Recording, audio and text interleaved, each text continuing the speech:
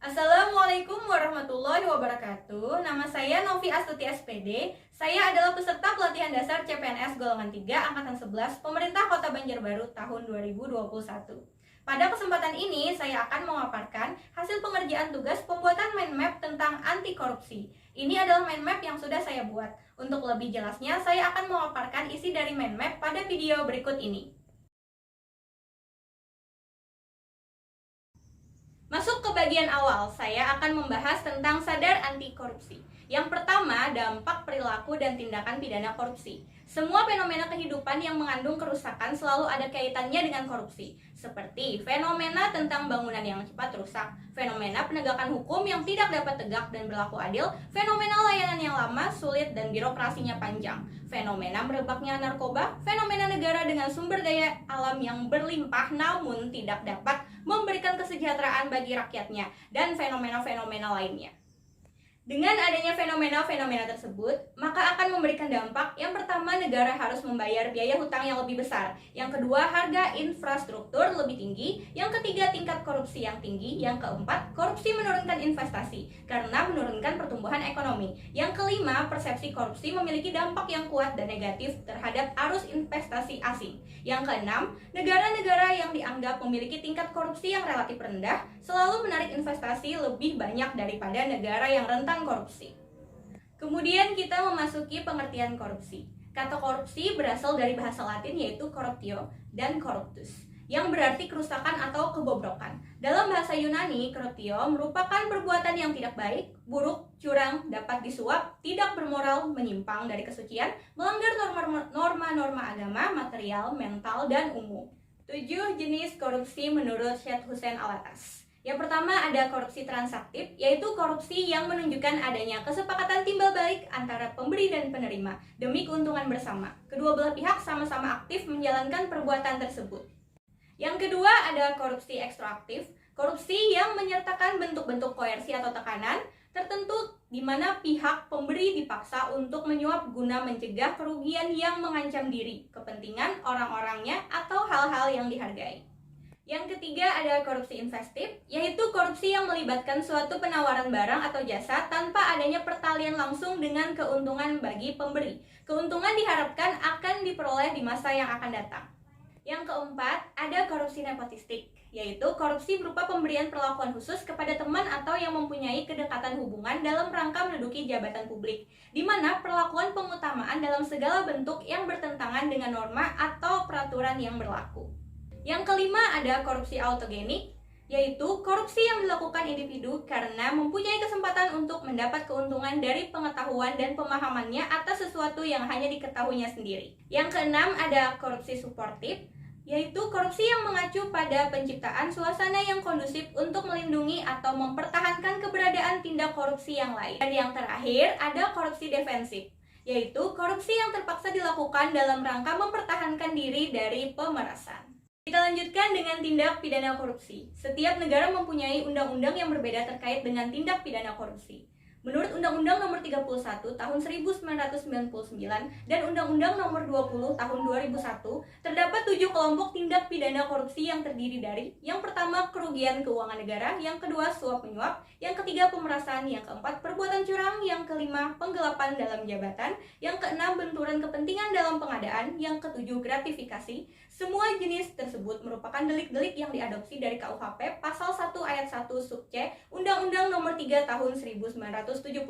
Kemudian ada niat, semangat, komitmen anti korupsi. Kesadaran anti korupsi yang telah mencapai puncak tertinggi akan menyentuh spiritual accountability. Apalagi ketika menyadari bahwa dampak korupsi itu tidak sekedar kerugian keuangan negara, namun ada kaitannya dengan kerusakan kehidupan.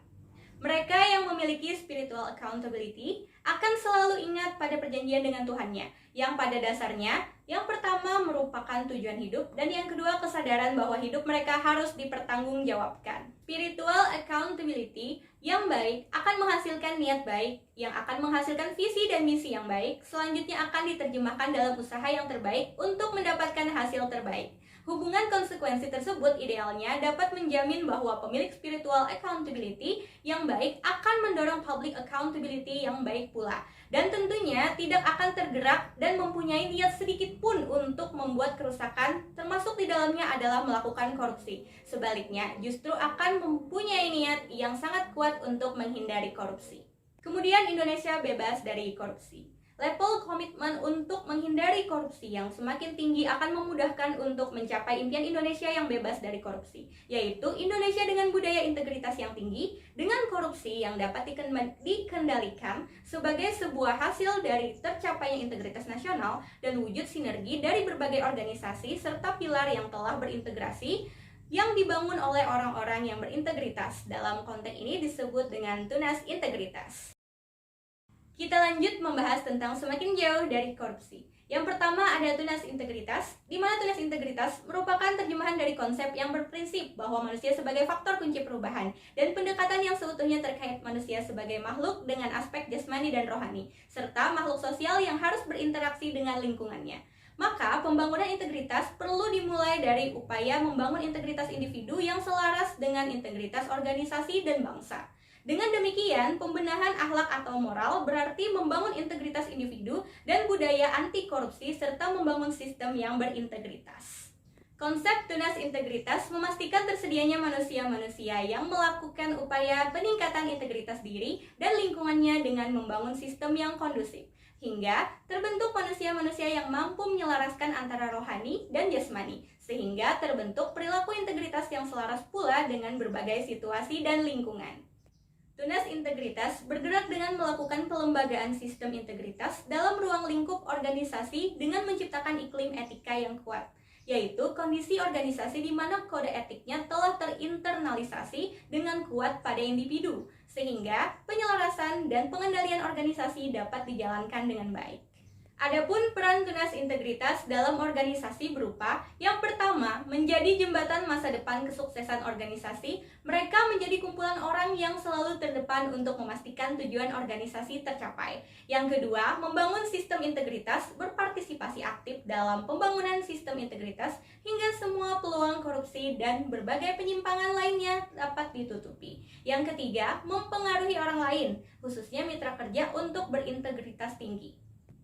Kemudian ada identifikasi nilai dasar anti korupsi. KPK bersama dengan para pakar telah melakukan identifikasi nilai-nilai dasar anti korupsi dan dihasilkan sebanyak 9 nilai anti korupsi sebagai berikut. Yang pertama ada jujur, kemudian adil, peduli, mandiri, disiplin, tanggung jawab, kerja keras, sederhana, berani, dan adil. Penyelarasan nilai organisasi dan anti korupsi. Saat ini, setiap organisasi biasanya sudah menentukan nilai dasar organisasinya.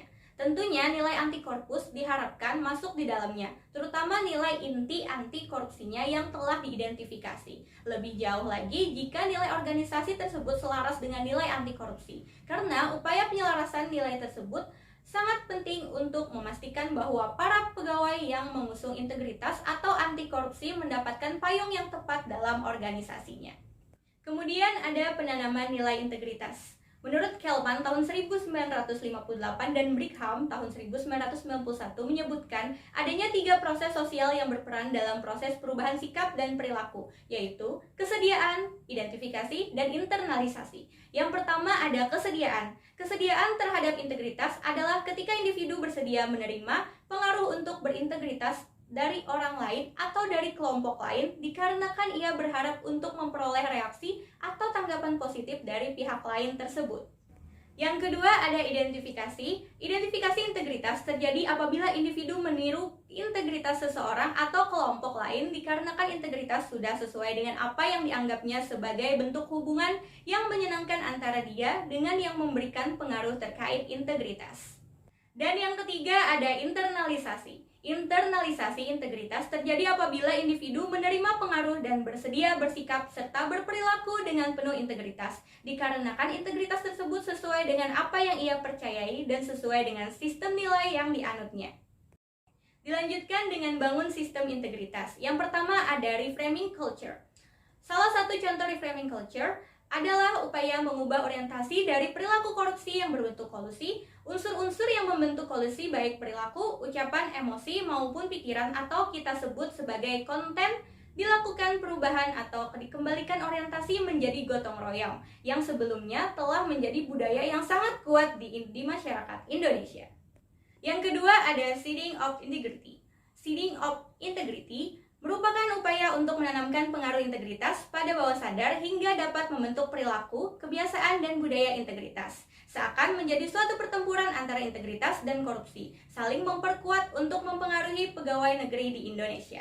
Terdapat 3 aspek penting yang perlu disadari terkait pertempuran antara integritas dan korupsi. Yang pertama, koruptor menggoda biasanya pada saat seseorang sedang di luar sistem. Yang kedua, koruptor menggoda biasanya pada saat keadaan sepi dan rahasia. Yang ketiga, koruptor menggoda dengan beragam cara dan menggunakan pengaruh yang sebelumnya di luar perkiraan atau wow effect. Sistem integritas organisasi. Yang pertama ada leadership risk. Kita termasuk orang yang beruntung jika masuk lingkungan kerja yang pimpinannya memiliki integritas yang tinggi, karena implementasi berbagai upaya pemberantasan korupsi akan efektif, efisien, dan berintegritas jika dilakukan atau dipimpin oleh orang-orang yang berintegritas tinggi. Seringkali korupsi terjadi atau dilakukan karena tekanan dari mereka yang memiliki kekuasaan yang lebih besar. Terjadi pertemuan antara individu yang tidak bisa berkata tidak atau lemah dalam prinsip dengan tekanan dari mereka yang memiliki kekuasaan. Dalam hal ini, Anda terbebas dari risiko kepemimpinan atau leadership risk. Yang kedua ada pengendalian dan penyelarasan organisasi. Sistem integritas dimulai dengan terciptanya iklim etika yang kuat, yaitu kondisi organisasi di mana kode etiknya yang terinternalisasi dengan kuat pada individu, sehingga penyelarasan dan pengendalian organisasi dapat dijalankan dengan baik. Tujuan organisasi maupun individu tercapai dengan cara-cara yang bermoral atau berakhlak. Yang ketiga ada komponen sistem integritas. Indonesia terkait dengan konsep dan sistem relatif selalu mengikuti perkembangan. Namun yang menjadi pekerjaan rumahnya adalah bagaimana menyesuaikan dengan konteks dan situasi Indonesia yang tentunya mempunyai karakteristik tersendiri, dan bagaimana menyelaraskan sistem yang ada agar tidak saling tumpang tindih. Sistem-sistem khusus pembentuk integritas organisasi terbagi dalam sistem operasional organisasi dan sistem khusus untuk mengendalikan korupsi. Sistem operasional organisasi adalah sistem-sistem yang mengelola kapasitas atau sumber daya organisasi terkait SDM, teknologi, dana, dan informasi komunikasi. Sistem-sistem khusus untuk pengendalian korupsi dan standar etika contohnya adalah peningkatan peran pengawasan internal, post-employment, integrity checking, pengungkapan isu integritas, pengendalian gratifikasi, pelaporan harta kekayaan, analisis resiko terhadap integritas, revitalisasi kode etik dan pedoman perilaku, seleksi dan keteladanan pimpinan puncak, serta evaluasi eksternal integritas. Yang keempat, ada kematangan praktek sistem integritas. Pembangunan sistem integritas harus dilembagakan dengan baik dengan menjadi sistem formal di organisasi. Pelembagaan tersebut dilakukan dengan memastikan tersedianya manusia-manusia yang melakukan upaya peningkatan integritas diri dan lingkungannya, dengan membangun sistem yang kondusif sehingga terbentuk perilaku integritas yang selaras dengan berbagai situasi dan lingkungan. Selain nilai-nilai organisasi yang diimplementasikan menjadi praktek keseharian, sistem integritas memastikan juga bahwa semua ide dan upaya serta sistem integritas dilaksanakan dalam praktek keseharian. Dengan demikian, sangatlah penting untuk adanya upaya evaluasi terhadap tingkat kematangan pelaksanaan program. Dalam upaya sistem mampu memastikan organisasi mencapai tujuannya dan menjaga individu dalam organisasi. Maka kematangan pelaksanaan programnya dilaksanakan secara optimal lewat tahapan. Yang pertama, not performance atau belum ada kinerja. Yang kedua, ad hoc atau sementara, reaktif, mendadak. Yang ketiga, planned atau terencana dan terorganisasi dengan baik. Yang keempat, institutionalis atau menyatu dengan sistem organisasi. Yang kelima, evaluate atau telah dapat dievaluasi. Dan yang keenam, optimize atau dapat dioptimalkan. Untuk pengayaan atau penguatan serta penerapannya di tempat kerja yaitu yang pertama, selalu datang ke sekolah tepat waktu dan disiplin terhadap peraturan sekolah tempat kita bekerja. Yang kedua, melakukan penilaian secara adil dan bertanggung jawab. Yang ketiga, selalu berkata jujur dan menanamkan nilai kejujuran kepada siswa. Yang keempat, menunjukkan kepedulian pada siswa yang mengalami kesulitan belajar. Yang kelima, bekerja keras untuk menyajikan pembelajaran yang inovatif sesuai perkembangan zaman. Yang keenam, tidak menerima hadiah dari siswa atau orang lain yang berkepentingan untuk mempermudah pekerjaannya. Sekian penjelasan mind map mengenai anti korupsi yang dapat saya sampaikan. Atas perhatiannya saya ucapkan terima kasih. Wassalamualaikum warahmatullahi wabarakatuh.